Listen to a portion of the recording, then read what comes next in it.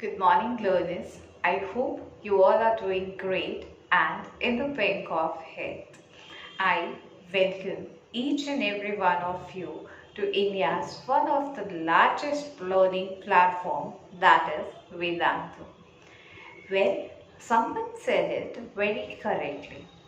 अगर आपको आपके गोल्स की तरफ पहुंचना है तो आपकी प्रिपरेशन जो है वो बहुत सही होनी चाहिए and Vedantu actually do that wonderful job for each and every one of you so that you all can achieve your goals as soon as possible. Now, before I start with my today's topic, let me give you a small introduction about myself. I am Pooja Tekchandani. About my educational qualifications, I have completed graduation in journalism. After that, I pursued MA in English Literature and then I did BEd, that is Bachelor's in Education. All these degrees I acquired from CHM College affiliated to Mumbai University. Once Dr. APJ Abdul Kalam said, learning leads to creativity. Creativity leads to thinking. Thinking leads to knowledge, and knowledge makes you look great. I always try to look great by enhancing more and more knowledge. And at the same time, I advise this thing to my students as well. Recently, I added another feather to my cap. I was awarded with 120 hours international certificate in TESOL, that is teaching English to speakers of other languages from Asian College of Teachers, and I was blessed that I could achieve A plus grade in that, which is actually very difficult to achieve. Okay, this was all about my educational qualifications. I would like to share one more thing here. What actually motivates me to be a teacher? Well, I am in this field from past 7 years. Currently, also pursuing PhD again from Mumbai University. Coming back to the topic, what actually motivates me to be a teacher? I chose this teaching field. I actually like to give knowledge to people, and it's a very good feeling when you teach to someone and that person succeed in their life. It's a proud moment for a teacher. And at my home also, my both the elder sisters are into the same field, so I have grew up seeing them only, and that actually attracts me more towards this profession. And teaching comes naturally to me, and I'm a teacher at heart. So yeah, these are the few things you can say. These all motivates me to become a teacher. Yeah. So now I would like to continue with my topic. This was all about myself. Thank you. Good afternoon, students. Today we'll start with figures of speech. For your 12th standard syllabus, total 15 figures of speeches you have to prepare. Out of them, 7 I'll be covering in this video and remaining will be covering in my next video. Start with the figures of speech. Let us first understand कि figure of speech क्या होता है. Figures of speech in our writing is a way to convey meanings in fresh, unexpected ways, is often used to portray an idea more clearly or more interestingly. कोई भी जब हम sentence use करते हैं तो दो तरीके में हम कर सकते हैं सेंटेंस को यूज़. एक तो बहुत ही सिंपल वे में जो भी हमें बात बोलनी है हम वो बोल सकते हैं, या तो दूसरा तरीका है कि हम जो सेंटेंस बोलना है, जो बात कन्वे करनी है, उसको हम थोड़ा सजा कर बोलें. Try to understand this more with the help of one example. He fought bravely. ठीक है, ये एकदम सिंपल सेंटेंस है जहाँ मैं बोल रही हूँ ही fought bravely. Same sentence, same बात मुझे कन्वे करनी है, बट मैं दूसरे सेंटेंस यूज़ करके बोल रही हूँ. He was a lion in the fight. Okay, he was a lion in the fight. अब यहाँ पर दोनों सेंटेंस की मीनिंग सेम है कि वो पर्सन ने बहुत ही ब्रेवली फाइट किया, मगर जो फर्स्ट सेंटेंस मैंने यूज़ किया that was very simple, he fought bravely. And second sentence को मैंने क्या किया, थोड़ा क्रिएटिव वे में कन्वे किया. तो जब भी हम लैंग्वेज को जितना क्रिएटिव वे में बोलेंगे उसका उतना ही इफ़ेक्ट लोगों के ऊपर होगा. Figures of speech make up a huge portion of the English language, making just more interesting. Figures of speech जो हम आज करने वाले हैं वो है irony, synecdoche, ambiguity, onomatopoeia, euphemism, pun, and last one you have is metonymy. Understand each figure of speech in detail.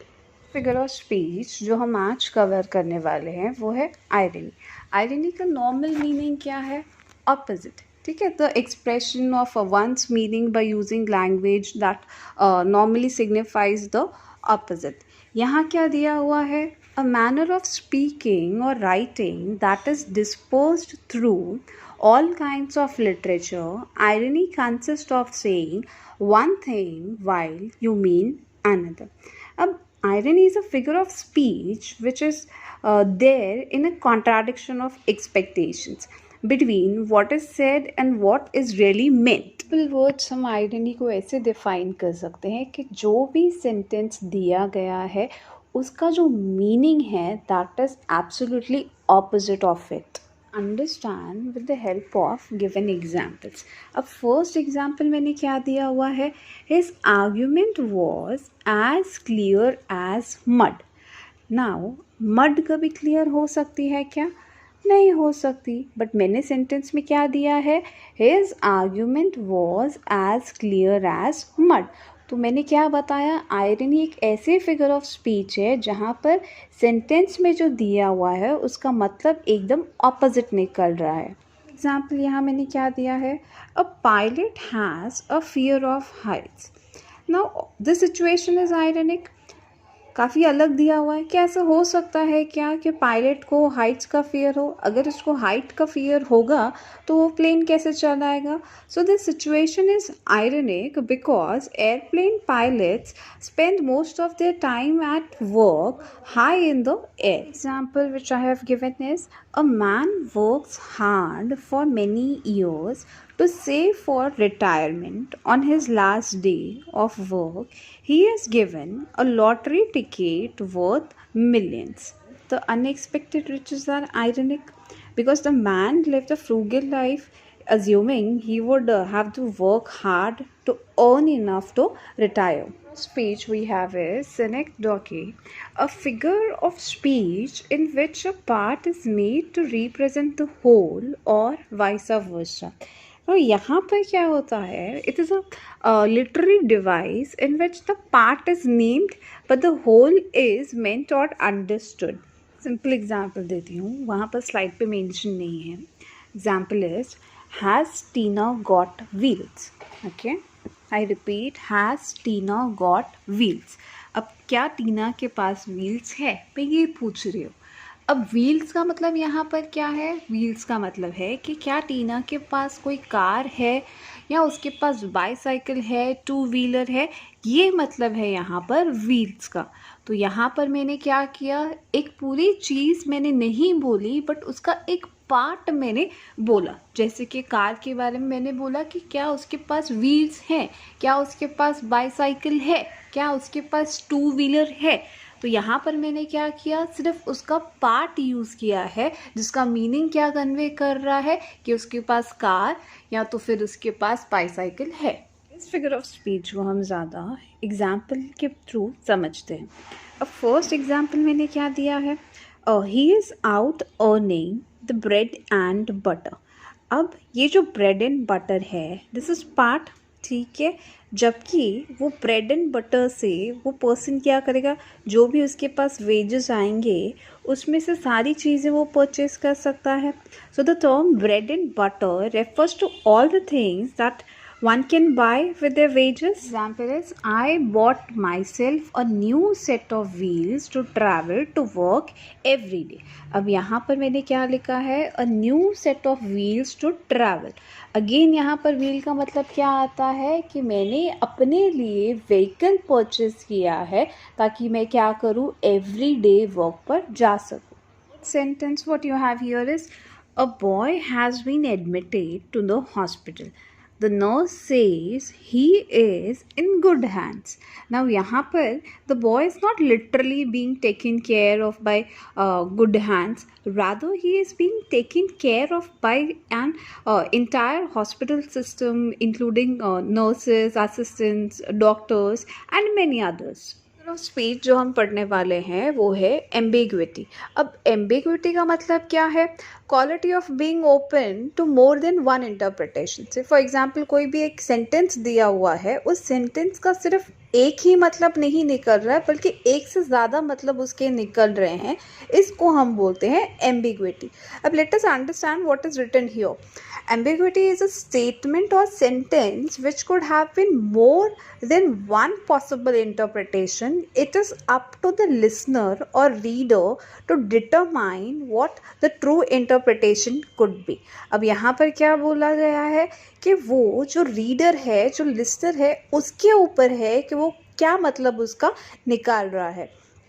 There are some statements which may be ambiguous when said alone, but with additional information the ambiguity could be removed.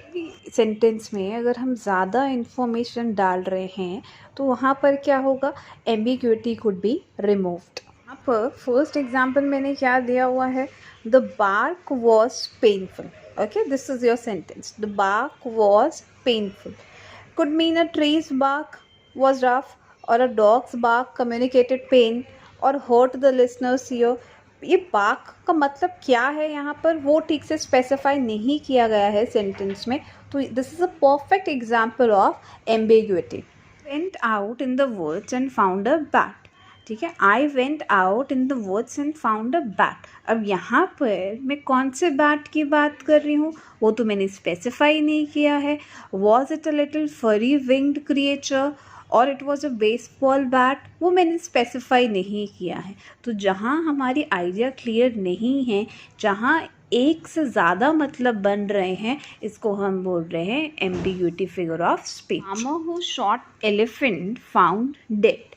Farmer who shot elephant found dead. अब यहाँ पर farmer ने क्या किया, elephant को shot कर दिया, ठीक है, बट डेड कौन है ये स्पेसिफाई नहीं है. फार्मर डेड है या एलिफेंट डेड है वो नहीं पता है. तो अगेन इसको हम कौन सी फिगर ऑफ स्पीच बोल रहे हैं, हम इसको बोल रहे हैं ambiguity figure of speech. Of speech जो हम करने वाले हैं वो है ओनोमेटोपोइया. अब यहाँ पर क्या दिया हुआ है, onomatopoeia are the words that sound like the objects they name और the sounds those objects make. Simple words में बोलूँ तो साउंड सजेस्ट करता है सेंस और the meaning. Formation and the use of the words that suggest by their sounds the object और the idea being named, इसको हम बोल सकते हैं onomatopoeia. Example which I have given, I could hear their buzzing, so I knew there was a bee's nest around here somewhere. अब यहाँ पर buzzing दिया हुआ है. Buzzing is sound made by whom? By the bees. So clear example of onomatopoeia. Example we have, listen to the fire crackle in the dark. अब यहाँ पर crackle क्या है, crackle is again sound. तो ये भी परफेक्ट एग्जाम्पल बन रहा है किसका, ओनोमेटोपोइया का. Example, I gobbled down my food as quickly as I could so that I could go and play football. यहाँ पर गॉबल्ड, गॉबल मीन्स व्हाट, जब हम जल्दी जल्दी में खाना खाते हैं we make some noise. And again जहाँ मैं साउंड और नॉइज की बात कर रही हूँ तो that is example of ओनोमेटोपोइया. Figure of speech we have is euphemism. अब यहाँ क्या लिखा हुआ है, euphemism is a polite word or expression that is used to refer to things which people may find upsetting or embarrassing to talk about. अब in short words में अगर euphemism का मतलब मैं बोलूँ तो कुछ चीज़ें जो हम डायरेक्टली भी लोगों को बोल सकते हैं, मगर अगर हम उनको डायरेक्ट बोलेंगे तो व्हाट विल हैपन, हो सकता है कि उनको बुरा लगे। तो इसलिए हम क्या करते हैं, वी से it in a more polite वे। तो जब हम उन चीज़ों को इन अ वेरी पोलाइट वे बोलते हैं तो उसको हम बोल सकते हैं it is a euphemism figure of speech. First example which I have given is he is a special child. मैं चाहूँ तो ऐसे भी बोल सकती हूँ कि he is a disabled, but किसी को बुरा ना लगे तो इसके लिए मैं क्या कर रही हूँ, मैं उसको थोड़ा पोलाइट वे में बोल रही हूँ। तो मैं क्या यहाँ पर यूज़ कर रही हूँ, he is a special child। Example जो मैंने यहाँ पर दिया हुआ है वो है शी इज़ बिटवीन जॉब्स। अब यहाँ पर मैं एक्चुअली क्या बोलना चाहती हूँ कि उसके पास जॉब नहीं है, शी इज़ अनएम्प्लॉयड, बट मैं थोड़ा और डिसेंट वे में बोल रही हूँ और मैं क्या बोल रही हूँ, she is between jobs. Example, she is on the streets. अब मैं यहाँ बताना चाहती हूँ कि उसके पास घर नहीं है, शी इज़ होमलेस, बट मैं कैसे बोल रही हूँ, she is on the streets. In a more polite way I am saying. Next figure of speech we have is pun. अब यहाँ क्या लिखा हुआ है, a pun is a clever and amusing using a word or phrase with two meanings or of words with the same sound but with different meanings. Very simple, जब हम अलग अलग वर्ड्स को कंबाइन करते हैं टू क्रिएट अ जोक जिसमें humour रहता है, ठीक है, तो इसको हम बोलते हैं पन। Late us understand more with the help of examples. Now first example which I have written over here is she had a photographic memory but never developed it. Second example, Santa Claus helpers are known as subordinate clauses. Third, two peanuts walked into a bar and one was a salt. Basically, pun is a figure of speech. It's like a joke exploiting the different possible meanings of a word or the facts that there are words which sound alike but have different meaning. Pun is also known as playing on words. Next and the last figure of speech we have is metonymy. अब metonymy क्या है? Metonymy is a form of figurative language in which a word is replaced by something very close to the original meaning. अब यहाँ पर क्या होता है कि जो भी वर्ड है उसको रिप्लेस करके कोई और वर्ड उस वर्ड की जगह पे दिया जाएगा जो कि बहुत ही क्लोज होगा टू द ओरिजिनल मीनिंग, ठीक है।